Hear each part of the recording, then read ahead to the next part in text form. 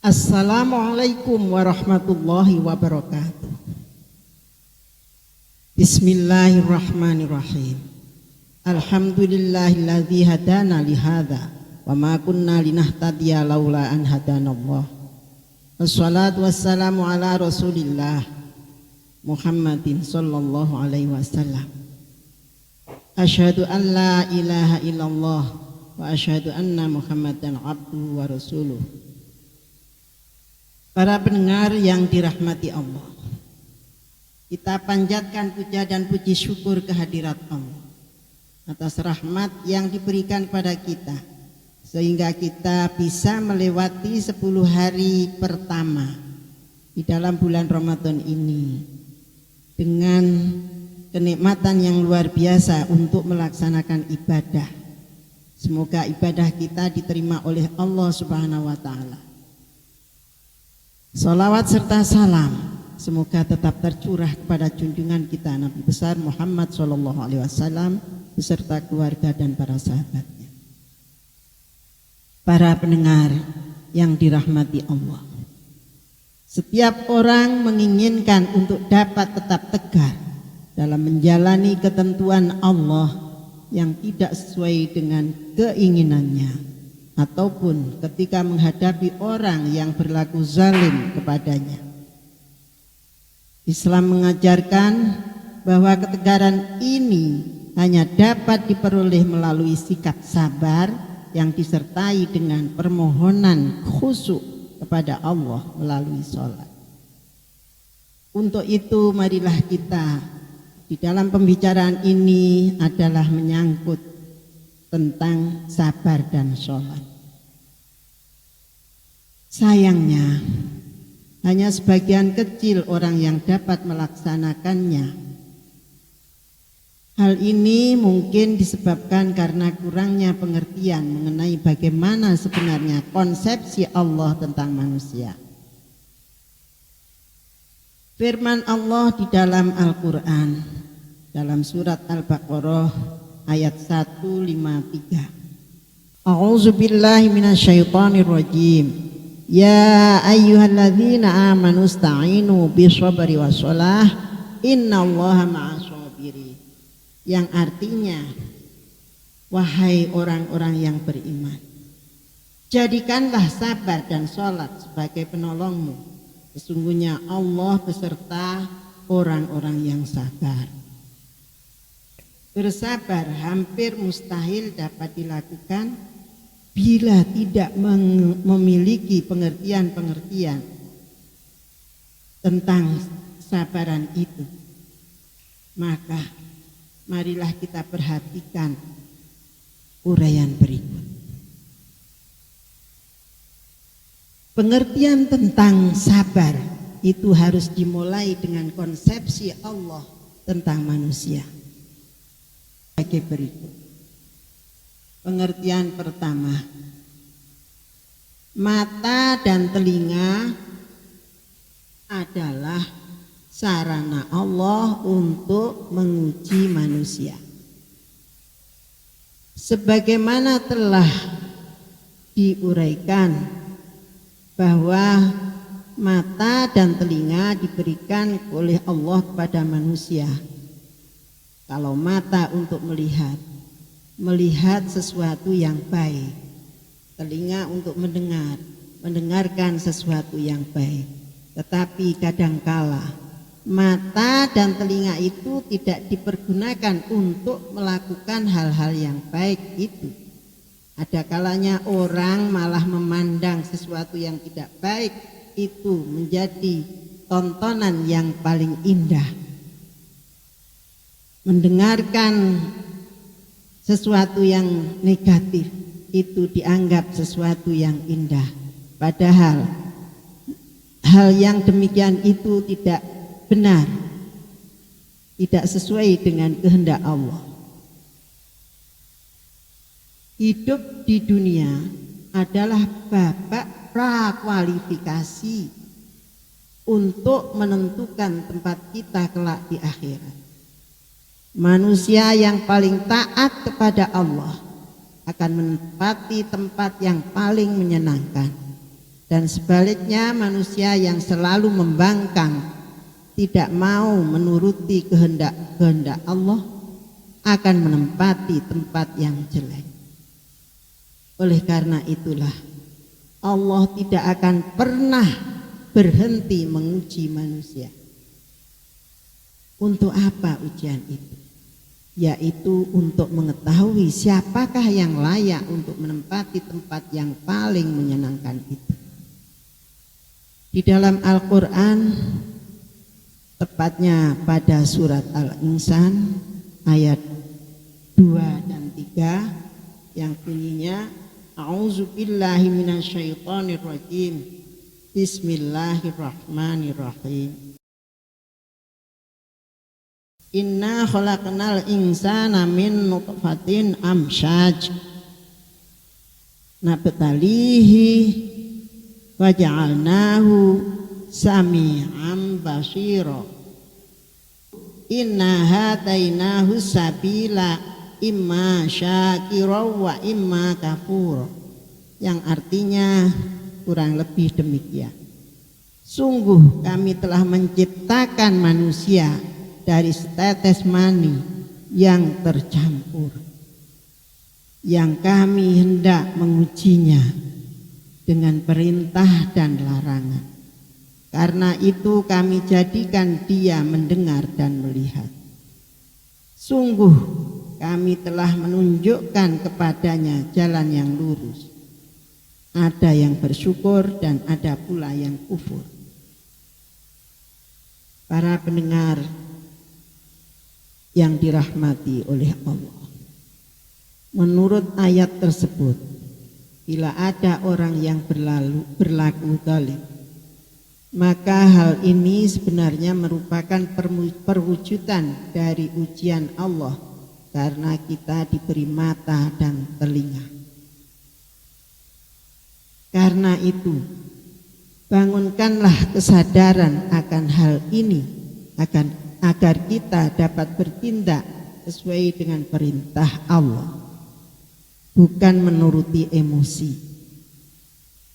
Mari kita lawan nafsu amarah yang muncul dengan mengingat firman Allah bahwa orang yang dapat menahan keinginan hawa nafsunya, surgalah tempat tinggalnya. Pengertian yang kedua, sabar itu tidak ada batasnya. Yang dimaksud dengan sabar ialah menahan diri pada saat menerima musibah misalnya, untuk tidak bertindak mengikuti hawa nafsu yang bertentangan dengan peraturan Allah di dalam Al-Quran dan petunjuk Rasulullah di dalam hadis. Misalnya, bila ada seseorang yang pernah berbuat zalim kepada kita, mendatangi kita untuk meminta maaf, maka janganlah orang itu kita perlakukan dengan kasar, tetapi sambutlah dia dengan baik, serta maafkanlah kesalahan-kesalahannya. Demikianlah perintah Allah sebagaimana yang dicontohkan oleh Rasulullah SAW. Begitu juga bila kita dilecehkan oleh seseorang, maka janganlah kita balas dengan melecehkannya pula, karena hal ini akan dapat mengakibatkan putusnya persaudaraan, sedangkan memutuskan tali persaudaraan itu menurut Al-Quran jelas-jelas sangat dimurkai Allah. Pengertian ketiga, sabar adalah jalan pemecahan masalah yang terbaik. Sabar sebagai jalan keluar yang terbaik telah diakui secara universal kebenarannya. Siapapun yang mau berpikir dengan jernih pasti akhirnya akan sampai pada kesimpulan yang baik. Allah berfirman di dalam Al-Quran surat Al-Anfal ayat 66. A'udzubillahi minasyaitonirrajim. Al-ana khaffafallahu ankum wa alima anna fikum dha'fa fa iyyakum minkum mi'atun sabiratun yaghlibu mi'atain wa iyyakum minkum alfun yaghlibu alfaini biiznillah wallahu ma'asyabirin. Shadaqallahul azim. Artinya kurang lebih demikian. Sekarang Allah telah meringankan kamu karena Dia mengetahui bahwa ada kelemahan padamu. Maka jika di antara kamu ada 100 orang yang sabar, niscaya mereka dapat mengalahkan 200 orang musuh.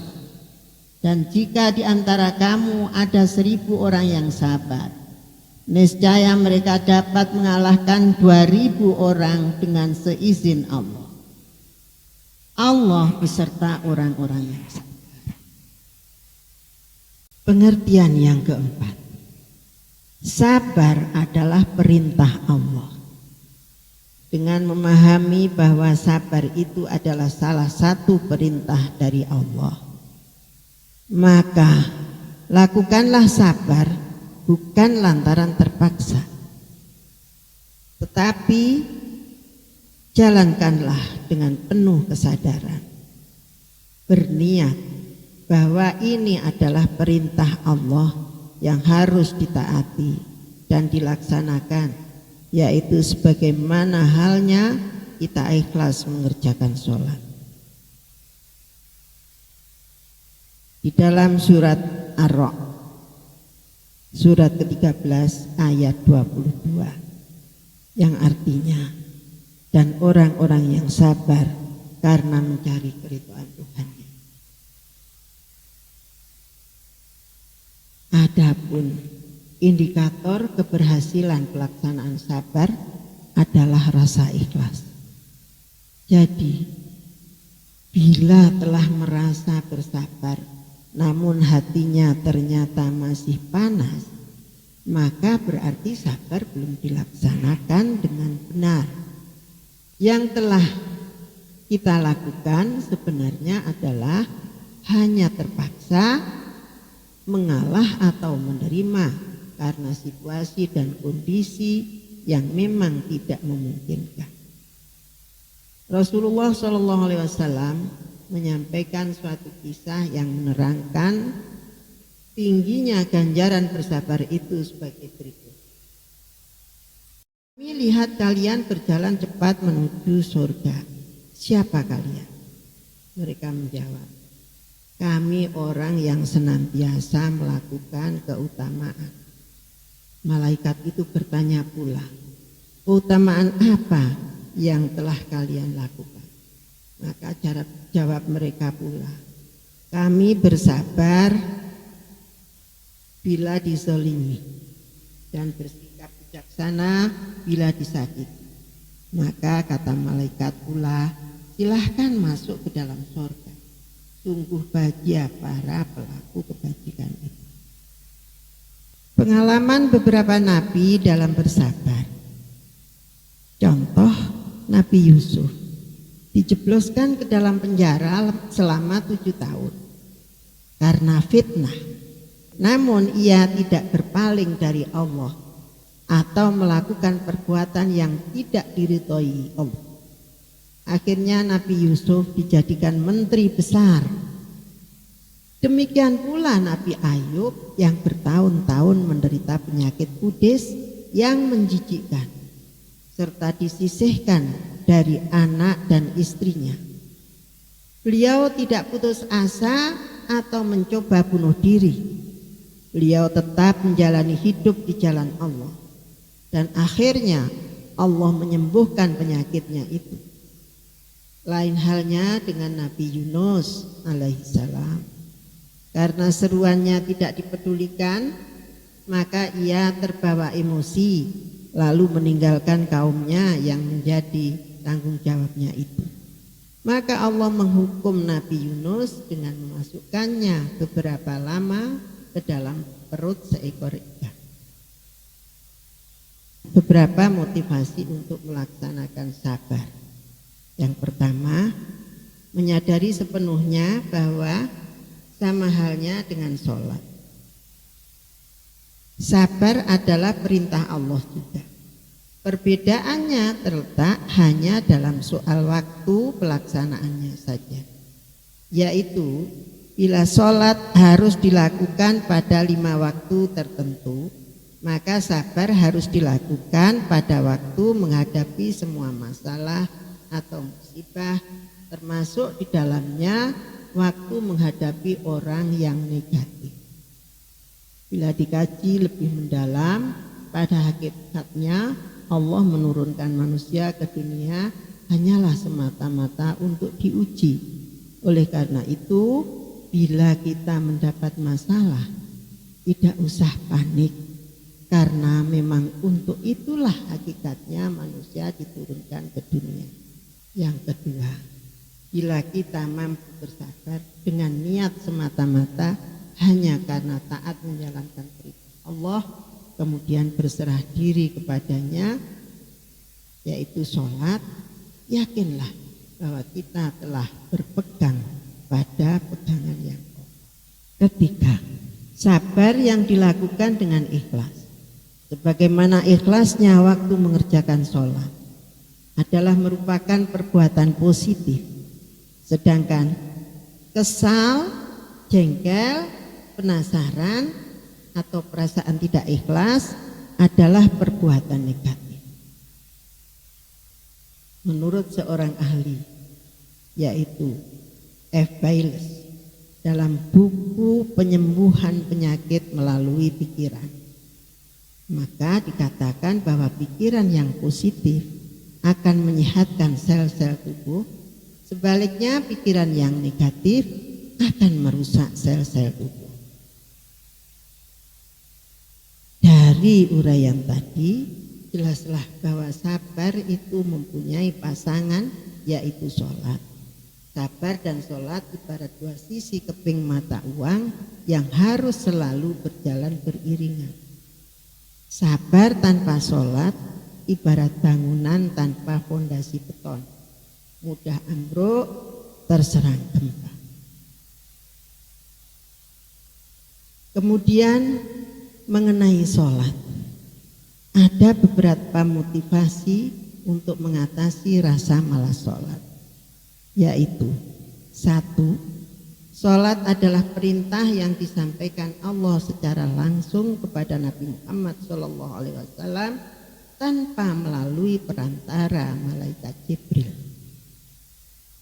Yang kedua, sholat adalah wasiat Rasulullah Muhammad SAW terakhir yang disampaikan berulang-ulang kali pada waktu beliau dalam keadaan sakaratul maut. Yang ketiga, sholat adalah bukti pernyataan takluk manusia kepada Allah. Bila diibaratkan dalam sistem pemerintahan sebagai wilayah yang mengakui pemerintah pusat, maka wilayah tersebut harus mengirimkan upeti atau pajak ke pemerintah pusat. Meskipun wilayah itu makmur, namun bila wilayah itu tidak mengirimkan upeti atau pajak, maka pemerintah pusat akan menganggap bahwa wilayah itu tidak lagi mengakui kedaulatannya.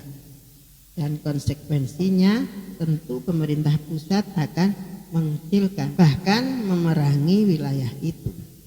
Demikian juga halnya dengan sholat. Meskipun orang itu makmur dengan perbuatan ibadah,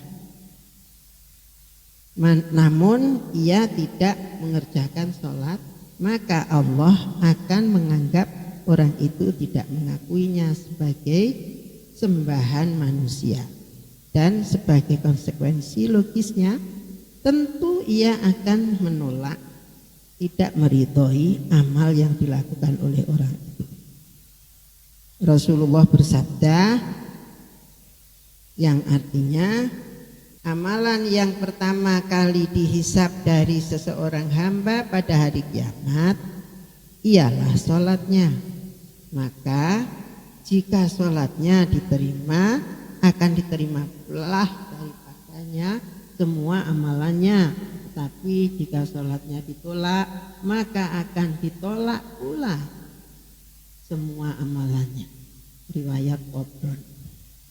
Yang keempat, sholat adalah sarana untuk memperoleh pahala yang tinggi yang sangat diperlukan di akhirat.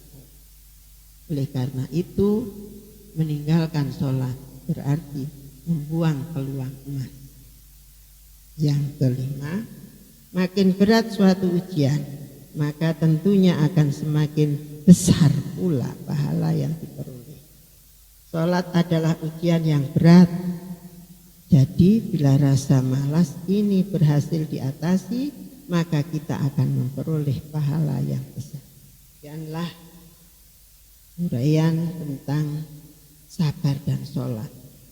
Semoga bisa memberikan motivasi kepada kita untuk selalu menjadi orang yang sabar dan selalu ikhlas taat dalam menjalankan sholat, terutama sholat 5 waktu, dan juga ditambah dengan sholat-sholat sunnah yang lain, terutama sholat yang sudah ada dalilnya, yaitu sholat tahajud.